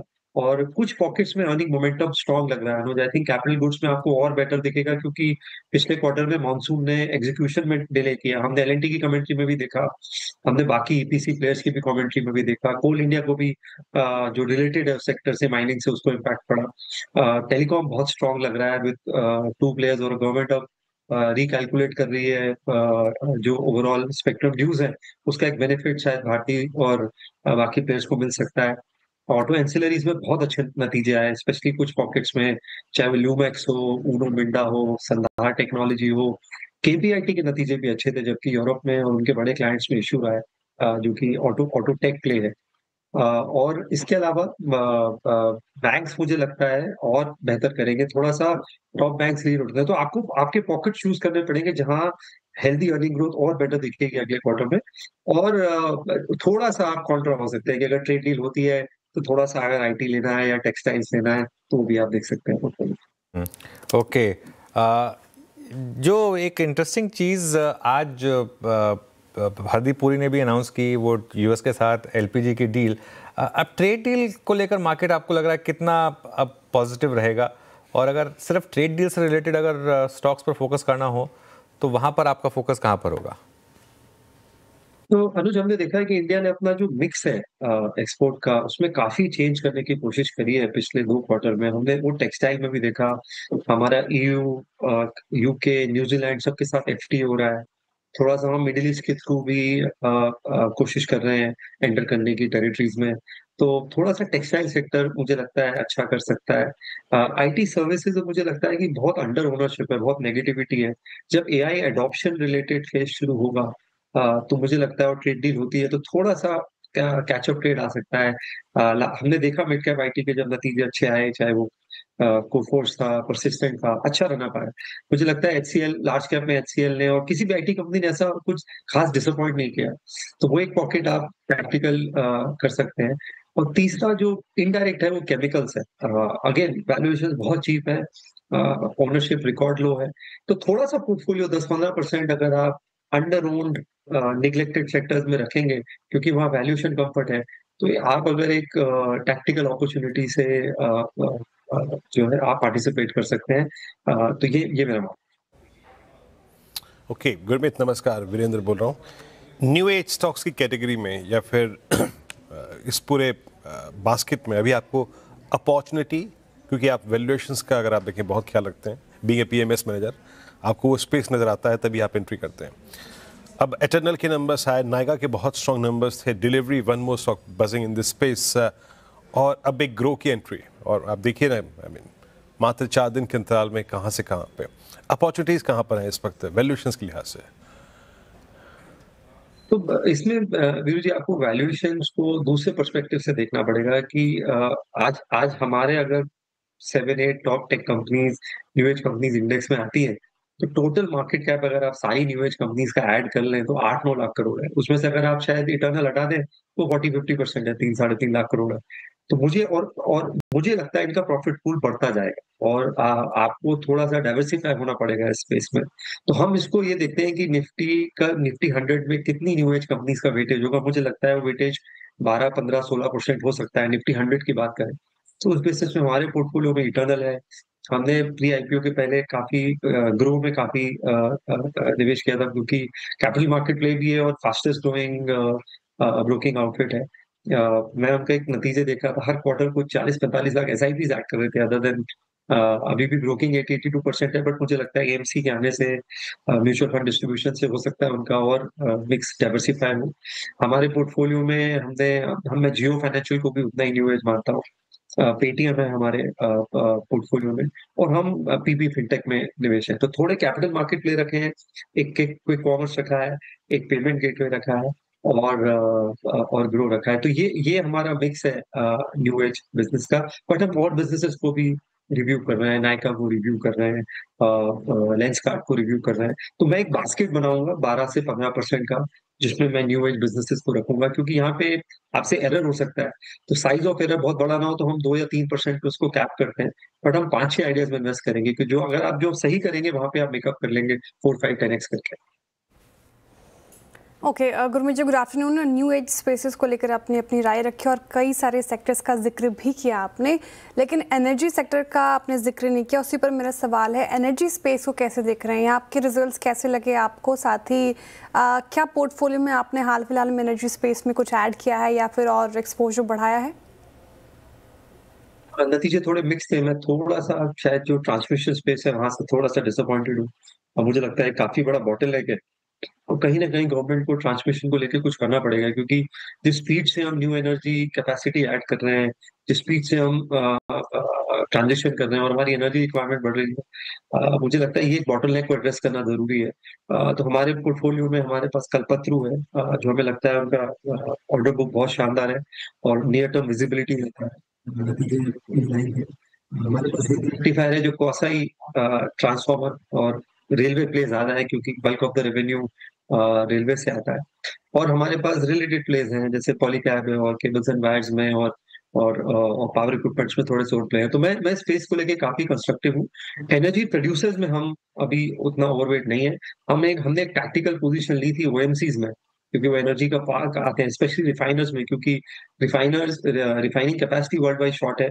डीजल क्रैक बढ़ रहे थे, रिफाइनिंग मार्जिन $7-8 पहुंच गया था सिंगापुर का। तो हमने चेन्नई पेट्रोलियम में एंटर किया था और थोड़ा प्रॉफिट बुक किया था। तो हम ओएमसीज को या रिफाइनर्स को टैक्टिकल प्ले देखते हैं, और पावर इक्विपमेंट प्लेस को, ट्रांसफार्मर्स को, इसको स्ट्रक्चरल प्ले देखते हैं एनर्जी।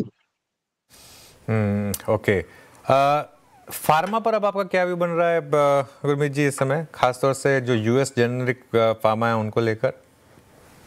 अनुज, अपसाइड आ सकती है अगर, वैसे फार्मा को नहीं रखा गया है टैरिफ के दायरे में, बट अगर आप ओवरऑल देखें, जैसे आप ग्लेनमार्क की कमेंट्री अगर आप सुन रहे हो, तो उन्होंने हर क्वार्टर बोला है हम 3 से 4 इंजेक्टेबल प्रोडक्ट्स लॉन्च करेंगे। आई थिंक सन फार्मा के भी नतीजे अच्छे थे, हालांकि स्टॉक में बहुत ज्यादा कुछ खास किया नहीं। मुझे लगता है कि जेनरिक्स में इतना सफाई हुई है कि बहुत लिमिटेड प्लेयर्स बचे हैं वहां पे, और उनका स्पेशलिटी पोर्टफोलियो अच्छा कर रहा है। हमारा सबसे ज्यादा ओवरवेट अनुज सीडीएमओ स्पेस में है और थोड़ा बहुत हॉस्पिटल्स में है। हमारे पास लॉरस लैब्स है, डीबीज है, न्यूलैंड लैब्स है। तो ये स्पेस हमें मुझे शुरू से पिछले, यदि आपसे कई बार चर्चा हुई है, बहुत अच्छी लगती है। और अब इनकी आप कमेंट्री सुनेंगे तो आप देखेंगे बड़ा फोकस कैपेक्स है। लॉरस अगर आप देखेंगे तो 23-24% स्टाफ ही R&D में, डीबीज उतनी कैपेसिटी ऐड कर रहा है अगले 3 साल में, शायद पिछले 20 साल में नहीं करी है। फिर एक जीएलपी रिलेटेड प्ले भी है जिसमें वन सोर्स है और शैली वगैरह वाले प्रोडक्ट्स है। तो हम हेल्थ केयर को लेके काफी कंस्ट्रक्टिव है। जेनरिक्स में हमारे पास सन है, सीडीएमओ में मैंने आपको तीनों नाम बताए, हॉस्पिटल में हमारे पास नारायणा है, और हमारे पास ब्रांडेड जेनरिक्स में मैनकाइंड फार्मा है। तो हमारा फार्मा का वेटेज काफी डबल डिजिट है वर्सेस 6-7% अगर आप बेंचमार्क का देखें तो। लॉरस आपके पोर्टफोलियो में है तो क्लाइंट आपके बहुत खुश होंगे, इसमें कोई राय नहीं है। अच्छा पैसा बना लॉरस में, गजब की स्क्रिप्ट रही है ना ये बीते 6 महीने की।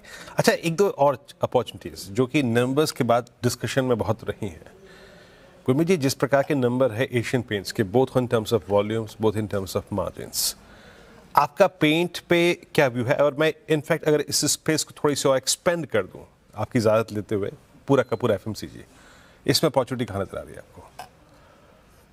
तो I think number, Asian paints के नंबर से मैं खुश इसलिए हूँ कि स्टॉक बहुत समय से अंडर परफॉर्म कर रहा था और इंडस्ट्री लीडर रहा है, और वॉल्यूम ग्रोथ आना डेकोरेटिव पेंट्स में बहुत अच्छी बात है, क्योंकि बहुत नेगेटिव न्यूज थी कंपटीशन को लेके, चाहे वो बिरला ओपस हो, जिंदल हो और न्यू प्लेयर्स हो। I think overall consumption basket paints का और डेकोरेटिव वॉल्यूम ग्रोथ आना इकोनॉमी के लिए अच्छा संकेत है, डिमांड रिवाइवल का। हमारे पोर्टफोलियो में एलजी है। एलजी का नतीजा हालांकि थोड़ा सॉफ्ट था जो कि एक्सपेक्टेड था। ये नंबर बहुत अच्छे होंगे, रिकॉर्ड लिस्टिंग हुई है, और एलजी इंडिया को हब बनाना चाहता है एक्सपोर्ट्स के लिए भी और काफी सारे प्रोडक्ट पोर्टफोलियो के लिए। तो मैं काफी बुलिश हूँ, और अर्निंग ग्रोथ में आपको शायद 20-25% का अर्निंग ग्रोथ देखने को मिल सकता है अगले 2 साल में। हमारे पोर्टफोलियो में इंटरग्लोब है, जो हम ट्रैवल रिलेटेड प्ले करते हैं। हमारे पास इंडियन होटल्स है, पोर्टफोलियो में, तो मैं ट्रैवल और हॉस्पिटैलिटी पे काफी गंग हूँ कंजम्पशन में। और इसके अलावा मुझे एक चीज जो अच्छी लगी, अगर आपने फोर्स मोटर्स की कमेंट्री सुनी हो, जिसका 70% पोर्टफोलियो जो ट्रैवलर ट्रक्स और बसेज है उसमें, वो और केपेक्स कर रहे हैं हायर डिमांड को मीट करने के लिए। मतलब ये एक सेक्टर है जो मुझे लगता है काफी आउट परफॉर्म कर सकता है कंजम्पशन में, जो ट्रैवल हॉस्पिटैलिटी, तो वहां पे हमारा बहुत बहुत ज्यादा फोकस है। ओके गुरमीत जी, आपने अभी एलजी इलेक्ट्रॉनिक्स का जिक्र किया। वोल्टास को लेकर मेरे सवाल है, पर्टिकुलरली दिस काउंटर रिजल्ट काफ़ी ख़राब थे और तुम चर्चा कर रहे थे कि काफ़ी ख़राब नतीजे आए हैं, लेकिन जब नतीजों के बावजूद आप देखें तो स्ट्रीट ने पनिश नहीं किया, इनफैक्ट रिवॉर्ड किया, और आज भी सत्र में देखिए करीब करीब 2% अप है। वोल्टास पर आपका क्या व्यू है, यहाँ पे पैसे बनेंगे? हम इसमें निवेश करके डिसअपॉइंट होके एग्जिट कर चुके हैं 2-3 साल। सब मुझे लगता है कहीं ना कहीं एग्जीक्यूशन में इशू है। एक आरएसी में भी मार्केट शेयर लूज कर रहे हैं। जो उनका इंस्टीट्यूशनल आर्म है, उसमें भी कुछ ना कुछ, हालांकि मिडिल ईस्ट से अपसाइड आना चाहिए, उतना आया नहीं है। और कहीं ना कहीं मुझे लगता है जो बेको का उनका बाकी डाइवर्सिफिकेशन था वो टेक ऑफ नहीं किया। अगर आप एलजी को देखें, उनका प्रीमियम पोर्टफोलियो देखें, तो जो ओएलईडी टीवी है वहां पे एलजी का 40% सुपर मार्केट शेयर है, जो प्रीमियम पोर्टफोलियो है। फ्रंट लोड वॉशिंग मशीन में 45-50% है। Side by side door refrigerator में उनका मार्केट शेयर 45-50% है। प्लस उन्होंने एक मास प्रीमियम प्रोडक्ट अलग से लॉन्च किया है पिछले महीने, तो सिक्लिकलिटी घट जाती है। वोल्टास में ज्यादातर एसी रिलेटेड प्ले आता है, तो ये 2 क्वार्टर आपके स्पेशली नॉर्थ में और थोड़ा बहुत सेंट्रल इंडिया में सॉफ्ट हो सकते हैं। तो हम प्रेफरेंस हमारी एलजी को लेके ज्यादा है वर्सेज एसी मेकर, क्योंकि वहाँ broader consumer durable GST play है और demand revival play. Okay Gurmeet ji, बहुत बहुत शुक्रिया, आप इस कार्यक्रम में शामिल हुए आज और सभी सेक्टर्स पे स्टॉक स्पेसिफिक टिप्पणियां भी की आपने, बहुत बहुत शुक्रिया। और स्क्रीन पे लिखा है निफ्टी, इट्स 26012, यानी निफ्टी के आपके मेरे करियर के उन सुनहरे दिनों में से एक। कुछ चुनिंदा ही दिन हुए अब तक जब तक अनुज हम 26,000 के ऊपर रहे, बट फाइनली अबाउट 26,000। और आज अग्रीमेंट निफ्टी बैंक का, Nifty bank at all time high. कैसे अप्रोच करें इस सेशन को, कल के लिए व्यू अनुज? बिल्कुल, देखिए कैरी करना है इसमें, कब तो कोई व्यू रहा नहीं। अब तो हम काफ़ी समय से एक व्यू लेके चल रहे हैं कि मार्केट अब ऑल टाइम हाई इससे पहले रुकने वाला है नहीं, और निफ्टी और बैंक निफ्टी दोनों में लॉन्ग कैरी करें। खासतौर से बैंक निफ्टी अभी भी एक प्रिफर्ड पॉकेट है। आई थिंक 4-5 दिन पहले से एक व्यू लिया गया था इस चैनल पर, और तब से आप देखें बैंक निफ्टी ने लगातार आउट परफॉर्म किया है। आई थिंक आज 59,000 का हाई हिट किया हमने, 59,000 वाला जो हमारा फर्स्ट टारगेट था वो हिट हुआ। अब 59,500 से लग रहा है मुझे 60,000 तक के टारगेट यहाँ पर बैंक निफ्टी पर ओपन हो रहे हैं। निफ्टी को जरूर थोड़ा सा वीरू 52 वीक हाई और ऑल टाइम हाई जो है उसके आसपास थोड़ा रेजिस्टेंस मिल सकता है, लेकिन आई थिंक पिछले हफ्ते 10 दिन की जो सबसे शानदार मूव रही है वो तो क्लियरली बैंक निफ्टी में ही रही है। बैंक निफ्टी में हम 2-3 दिन से बात कर रहे थे कि ऑल टाइम हाई लगना चाहिए यहाँ पर। अब 59,500 से 60,000 का एक रास्ता साफ हुआ है यहाँ पर। निफ्टी बैंक ने कल नया हाई लगा दिया। अगला रेजिस्टेंस जोन आएगा आपका 59,000 से 59,500। वैसे मेरा ये मानना है कि अगर सब कुछ ठीक रहा और अगर बिहार भी फेवर में आ गया तो इवन 60,000 तक की चाल पॉसिबल है। निफ्टी बैंक जो है ना वो साइन दे रहा है कि वो ऑल टाइम हाई के ऊपर टिकने को तैयार है। अब 59,000, 59,500 और 60,000 यहाँ तक मुझे लग रहा है कि जाने का एक स्कोप है। बैंक निफ्टी में 59,000 के ऊपर सेटल होने की तैयारी हो रही है यहाँ पर। आई थिंक बहुत जल्द 59,000 के ऊपर सेटल होंगे। इसके बाद 59,500 और 60,000 ये नेक्स्ट टारगेट होंगे। चलिए काम करते हैं, अब कल की अप्रोच पर आते हैं। पहले यतिन के पास चलते हैं, डीलिंग रूम से क्या फीडबैक मिल रहा है वो जानते हैं, उसके बाद BTST calls. Yatin, good afternoon. और 2 स्टॉक्स जो आज फोकस में हैं उनमें सबसे पहले आईसीआईसीआई लोम्बार्ड। ये काउंटर है जहां डीलर्स बीटीएसटी की स्ट्रैटेजी सजेस्ट कर रहे हैं 2050 से लेकर 2070 के नवंबर फ्यूचर्स के टारगेट्स के लिए। और आज की अगर हम बात करें तो ओपन इंटरेस्ट लगभग 5% बढ़ा है और फ्रेश बाइंग आपको आईसीआईसीआई लोम्बार्ड के शेयर्स में देखने को मिल रही है वायदे मार्केट में। इसके अलावा एसबीआई कार्ड्स, ये भी एक काउंटर है जहां आज खरीदारी देखने को मिल रही है। इनफैक्ट लास्ट आधे घंटे में काफ़ी अच्छा price and volume action. Dealers यहां भी बीटीएसटी की रणनीति सजेस्ट कर रहे हैं 905 से लेकर 915 तक के टारगेट्स के लिए। ओके, एसबीआई कार्ड और आईसीआईसीआई लोम्बार्ड यहाँ पर डीलर्स की पकड़ फिलहाल। चलिए अब बीटीएसटी और एसटीबीटी ट्रेड्स भी लेना शुरू कर देते हैं। गाबा सर बताइए, एसटीबीटी या बीटीएसटी? बीटीएसटी होना चाहिए नॉर्मल। स्टॉक का नाम है लॉरेस लैब्स। लॉरेस लैब में रेसिस्टेंस तो नजर नहीं आता, एक रनिंग करेक्शन नजर आता है। ट्रेड कर रहा है 1021 के आसपास लॉरेस लैब्स। टाइट स्टॉप लगेगा 1017 का, करीब 4 रुपए का स्टॉप है। मेरे ख्याल से फर्स्ट टारगेट रहेगा 1030 लॉरेस लैब्स।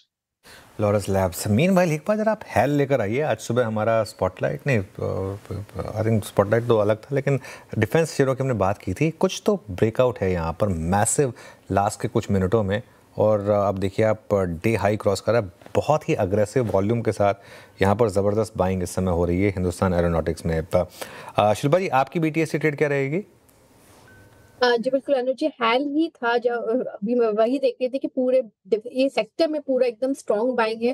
हाल मुझे लगता है 4870 तक एक आपको SBTS के आप इसमें ट्रेड ले सकते हैं। स्टॉप लॉस आप 4940 का मेंटेन कीजिए and look for targets of 4870। उसको छोड़ के आप अगर इस सेक्टर की भी बात करेंगे तो BDL में भी बहुत अच्छा मोमेंटम आ रहा है।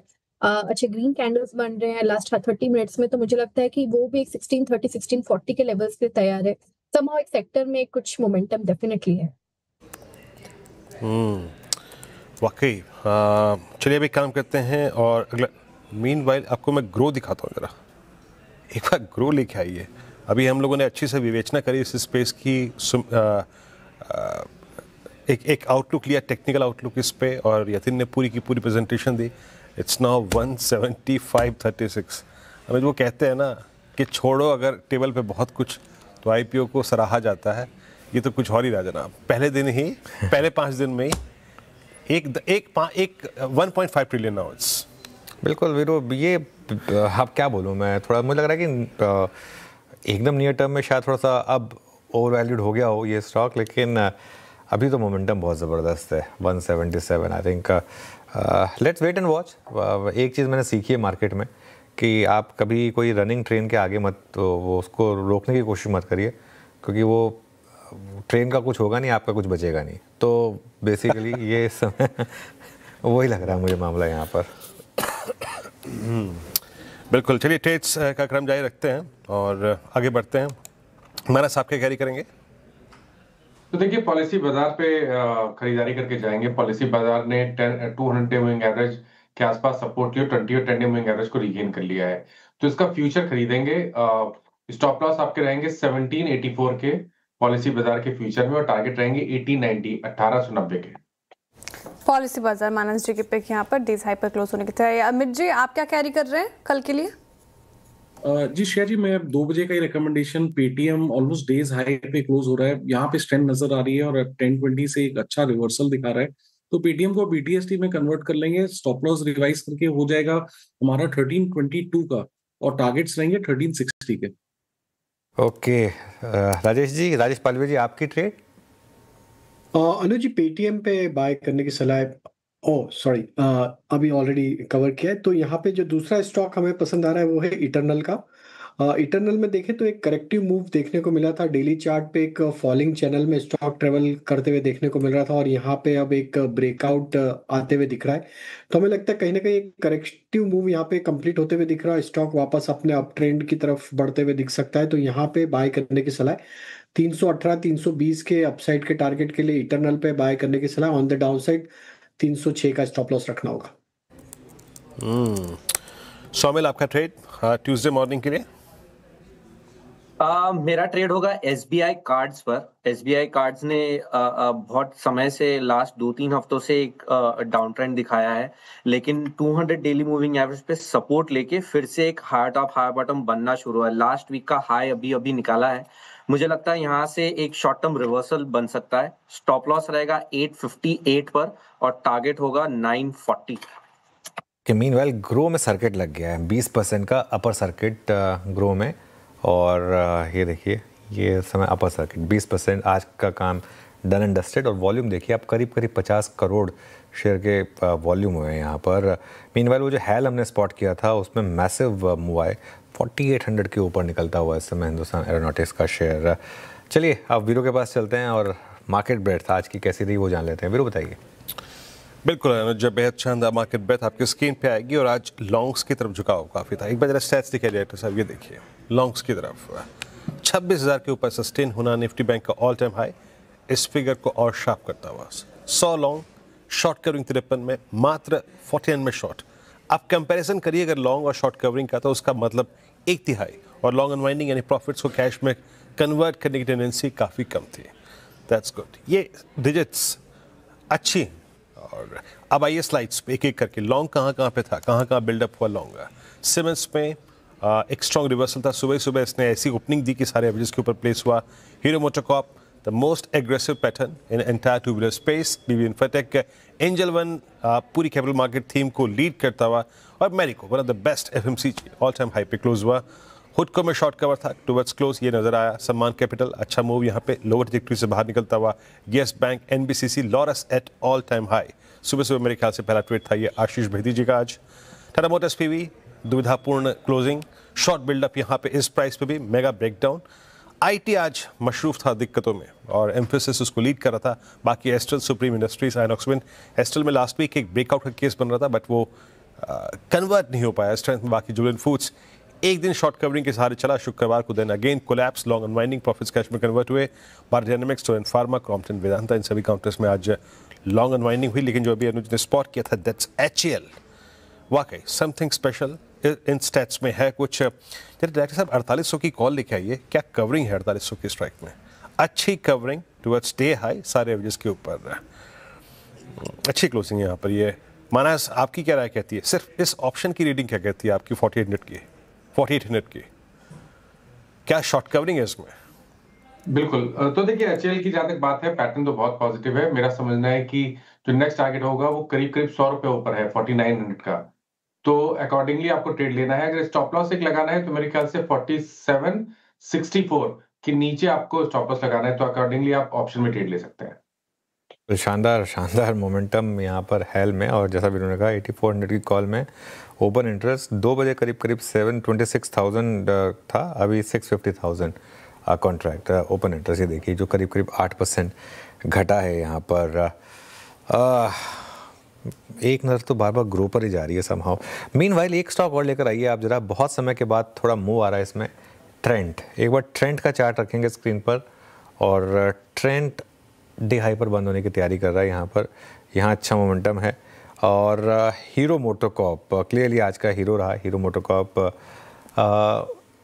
शिल्पा जी ये hero MotoCorp, sorry Amit ji, Hero MotoCorp यहाँ पर अगले टारगेट्स क्या होंगे? जी अनु जी, आज हमने काफी दिनों बाद एक पुल बैक के बाद यहाँ पे एक फ्रेश ब्रेकआउट देखा है। जिस हिसाब से वॉल्यूम्स अगर आप देखें तो पिछले 10-15 दिन के वॉल्यूम्स इसने क्रॉस किए हैं। टेक्निकली यहाँ पे 6000 तक के भी टारगेट्स पॉसिबल है। स्टॉप लॉस लगभग हम 5700 का रखेंगे यहाँ पे।